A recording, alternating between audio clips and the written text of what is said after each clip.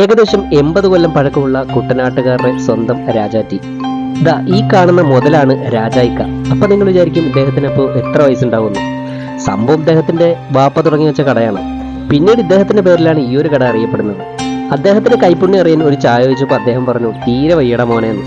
അങ്ങനെ അദ്ദേഹത്തിന്റെ സ്റ്റാഫ് ഒരു അടിപൊളി ഒരു ചായയൊക്കെ അടിച്ചു തന്നു. ഇവിടുത്തെ പ്രത്യേകത എന്താണെന്നറിയോ? അതാ ഈ വരുന്ന ഐറ്റമാണ് പൊറോട്ടയും ബീഫും. പിന്നെ ഹൈലൈറ്റ് സാധനമാണ് പഴംപൊരിയും ബീഫും. ഏകദേശം ഒരു ദിവസം 2-3 ചെമ്പ് ദാ ഇതേപോലത്തെ കിടിലം ബീഫ് തീരുവെന്ന് പറഞ്ഞാൽ നിങ്ങൾക്ക് മനസ്സിലാക്കാമല്ലോ ഇവിടുത്തെ കസ്റ്റമറുടെ ആ ഒരു കഥ.